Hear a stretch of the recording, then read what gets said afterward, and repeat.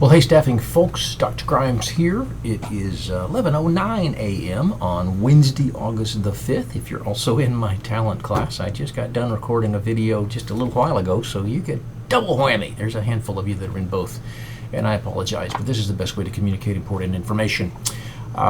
It has occurred to me as I'm looking at this video, I think my eyes look really, really funny on these things, and if you've not noticed it, and that's all you're going to be able to see from now on. Anytime I do a video, that's on me. It looks just like they're kind of squinty kind of stuff, but the reason for that is that I have had horrible eyesight since I was about 3. My grandmother, God rest her soul, she's been deceased for closing on 30 years now. But I remember she used to say, "You are the cutest little boy with glasses." I have had bifocals since I was about 4 years old, and even with the new technology of the condensed lenses, they're still pretty darn thick. You can see on the side here, and that really distorts the look of my eyes. I hope I don't look quite as bad without them as I do with them. I have the option of wearing contacts, but I gave that up about 4 or 5 years ago. At any rate, the purpose of this video is to kind of talk through the syllabus a little bit. This is one of my favorite classes because it's one of the most practical classes. It doesn't matter if you're in human resources or you're in a managerial role, you're going to have to interview people. And one of the biggest challenges in the business world today is people don't really know how to do it right. And nothing against the procedures that you have at your office place, but I'd be willing to bet almost to the degree of my mortgage that they don't do it effectively because we do it the same way we've always done it, and we do it the same way everybody else does it. And you probably can look around you and see where a lot of times we get it wrong. We don't hire the right person. They don't fit in well. They don't do the job well as quickly as we think they ought to, and they leave. And the purpose of this class is to kind of go through the concepts of what you're trying to do when you're hiring, what the end goals are, and then what do you need to do to get to those end goals right now by hiring the best person who can step in, do something quickly, and will stay for a while. And there's pieces of this that really improve the odds that we get that best person who can step right in. But we don't use those in real time, in real life. So you're going to learn some things here, some best practices, some tips of the trade that you might want to go back to at least build into the way that you do things as a manager, but maybe even go to HR and say, I just had this crazy class that really kind of makes sense, and we might want to look at the possibility of revising the way that we do our interviewing and our hiring. And maybe you can be a consultant to HR to do this based upon what you learn in the class. And I'm always open if you want to call, your HR people want to call me to answer questions and whatnot. We'll call it consulting on my part, and that helps me with my academic standing here at the school. Anyway, let's look at the syllabus. Hopefully you've got a copy of it printed out already. If you don't, pause the video here now, 3 minutes in, and have it ready so you can scratch some notes down on there. Main thing I want to really push you to is on the bottom of page 2, the grading structure. One of the things that's unique about this class is that it is such a combination of quantity of things done and quality of those things done, but stacked against each other to try to really reward the more important things. Now, that doesn't mean to suggest that things with lower percentages are less important. They all contribute to a broader understanding of how to hire effectively. But you'll notice right away that there's eight things, categories of things that you're going to be graded or assessed on. Various numbers in those quantities and various point values for those things. But the key thing is the weighting, and you should have your eyes drawn to that right away. You want to get real good in this class. Your interviews are 20%, your team ethics activities are 20%, and the final project is 20%, and you ace those 3 things and you've already got a 60 even before you do anything else. It's not designed to be hard to get an A or a B. You just got to do some quality work, and you got to do a lot of stuff, and that's the downside to this class. You got a lot of stuff. Now, maybe perhaps making it easier, maybe perhaps making it harder. A lot of this stuff you do by yourself, but some of it, a fair amount of it, you're going to be doing in a team. And the reason for that is twofold. Number one, you're going to have to work in teams, whether you're in a family, whether you're in a civic organization, whether you're in a church setting or anything like that. Even in your jobs, you're going to have to be able to work with other people. And coordinate with other people and get along with other people. So a fair amount of this is team-oriented stuff. Looking down this thing, the team questions and the team ethics activities, which are 30% of your grade, are team-oriented things. As part of it is you're going to have to work in teams. Part of it is because there's so much stuff here that's critical that you get feedback on. It really helps me out if some of it is done in bulk, which means that one person from the team submits a document on behalf of everybody else. And I basically grade one time for your team, and everybody gets the same grade. Cut down my timing, the timing or the effort that I have to put into grading in order to give you good feedback that's timely. So take a note of those things. The second thing I really want to point you to is on page 4 of the syllabus, where it talks about the standards. And again, if you've watched the talent video here, you're going to hear the same thing. If this is new to you, I really have adopted a philosophy the last couple of years here that I'm going to carry with me into retirement, that doing the basics of what I asked you for ought to get you a C. In the real world, if they ask you to sweep the floor and you sweep the floor, but you don't do a great job of it, yeah, you sweep the floor, but you don't get rewarded for just doing the basics. You get rewarded for going above and beyond the basics. So the grading structure here in my expectations and standards, if I ask you a question that the answer is yes, and you just say yes, well, you answered the question, that's a C. But if you say yes because blah, blah, blah, blah, blah, blah, blah, that's probably a B because you've done more than the basic of what I asked. To get an A, which is a 9 out of 10, something in that ballpark, you got to go even beyond that. You got to give me some background. You got to give me some context. You might define some words. You answer the question and you talk about what that means or what the result of that is or the cause and effect is as a result of that. So it's really going beyond what I asked. So that's an A. And you can get a perfect score. If it's a 100-point thing, you can get 100. If you do all of that stuff, you have no grammar problems, no flow problems, no context problems, no spelling problems. Perfection. And there really shouldn't be a whole lot of perfection because there's always something that we can do to be a little bit better. Now, that's not to discourage you. They can't possibly get 100 or a 10 or whatever the top value is. That's to say it's not hard to get a 90 out of 100 or a 9 out of 10 or a 23 out of 25. Just go beyond what I've asked you to do and look at a bigger picture and make it make sense. Okay? So that's the first thing, the expectations and the standards. You give me the bare minimum of what I've asked you for, you get rewarded with a C. You go a little bit above that, you get rewarded with a B. You go a good bit above that, you get rewarded with an A. And you do it all, and you're perfect in the process, and you get the total number of possible points available. That we take into the context, going back to page number 3, to look, or actually, I guess the bottom of page 2, to talk for a few minutes about the individual pieces of the grading structure. Every chapter that we cover in this book, and we're not taking the chapters in order because I'm trying to lead you through a process that I'll probably describe in another video, where we evaluate the job, we create the documentation around it, we decide how we're going to hire from it, we build questions for the interviews, we build a scoring structure for that, and then we actually go through the process. And the book doesn't lay things out in that order. So we're skipping around in the book a little bit to cover the important things to get the project started.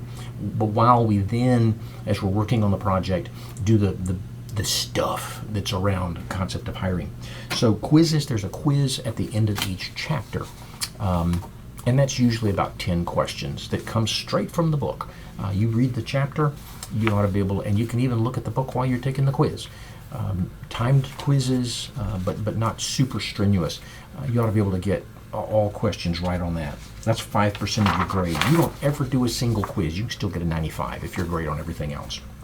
The job description itself, first thing we'll do is to think of a job, and that's one of the things in the first week of class, is to think about what kind of job you want to do as your project for this semester. And I've given you a list of possible jobs that are in a business type setting, but any job you want to do. Typically what we've done in this class before is say, in a particular company, these are the kind of jobs that we have to hire for. Pick one of those things.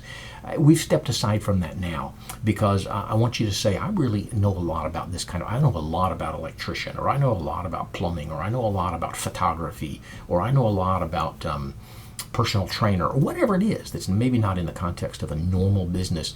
You can explore that job this semester. So the job description, we're going to think about, once you pick your job, we're going to think about what that job requires. What are the functions that it'll do on a regular basis? What skills and knowledge and abilities do you need to be able to do those functions? And you're going to create a job description. And 10% of your grade is going to be how well do you do on that? How complete is it? And just giving me the basics of what I ask you for in the exercise assignment is a C. You go a little bit above and beyond by building in some context and building in some description and whatnot, then you're looking at a B, perhaps even an A. Once we've got that job description, then we start thinking in the next stage of the project, and there may not be a second video. I may talk through it all right now. Who knows?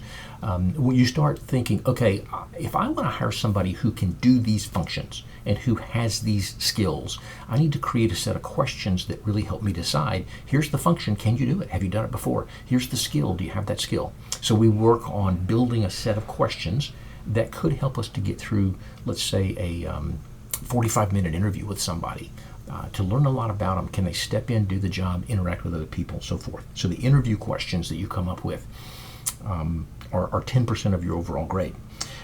Once we've got the questions, then we got to figure out how we're going to assess you. As I'm sitting here talking to you and asking these questions, and I'm going to make notes that I can use later to decide, okay, of these 5 people, which one's the best? I've got to have some mathematical justification for that. It can't be a gut feeling, because that gets us into all kinds of discrimination types of stuff.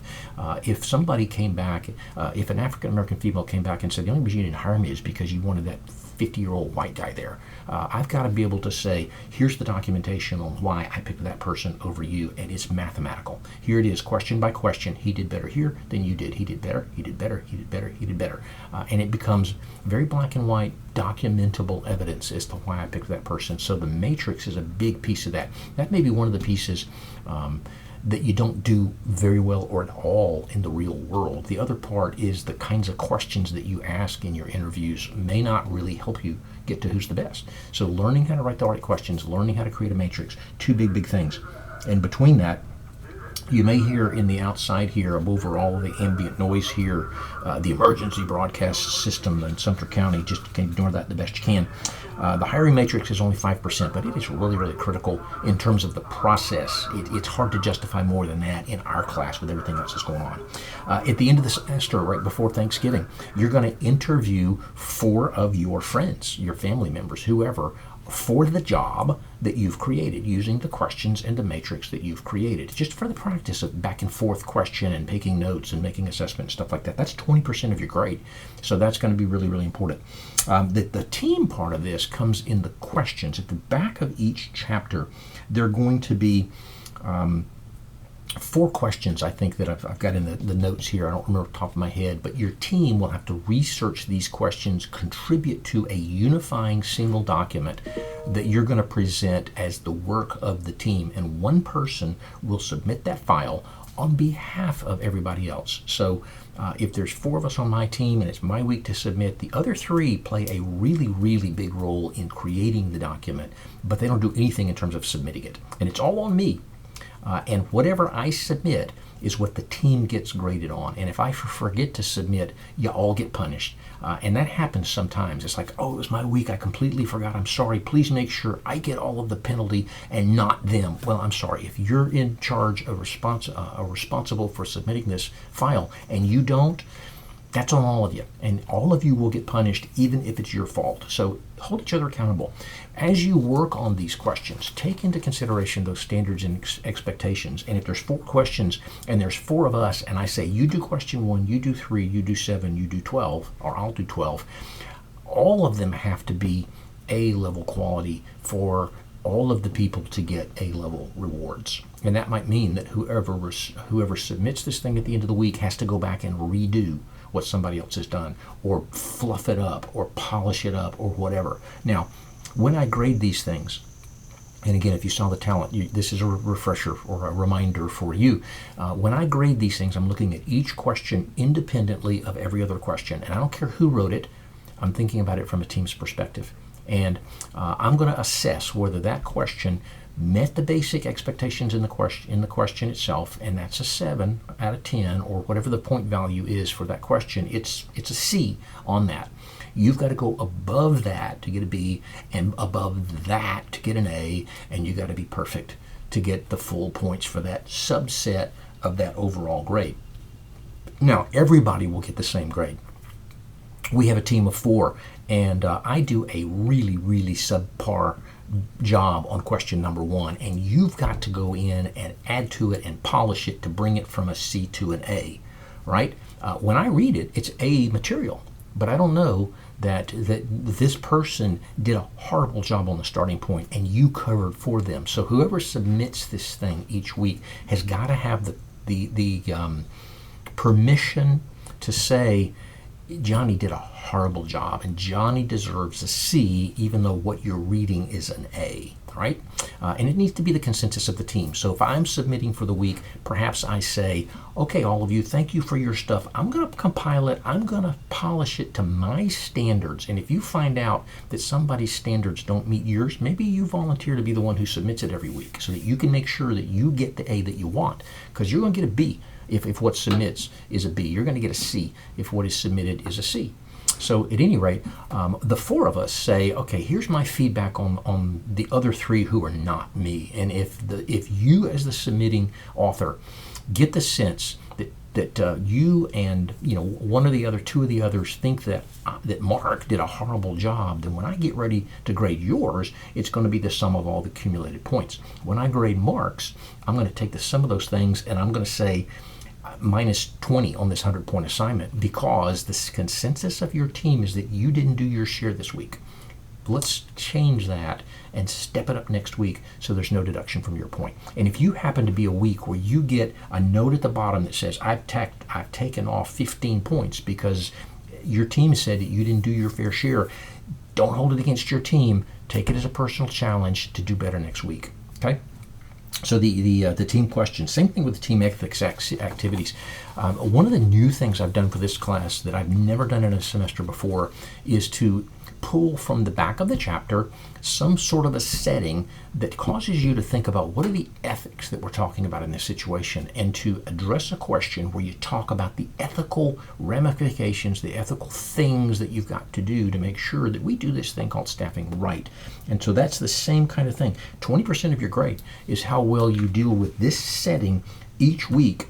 You're going to see in the calendar on the back page here, there are weeks that we're not going to do any questions, we're not going to do any ethics assignments, and we're not going to have any reading in the chapter, because that week is dedicated to one of the big things like the job description or the question set or the matrix. And I don't want you to be too distracted with book work and teamwork, because you're going to need to really focus the whole week on that thing. But same thing with the ethics.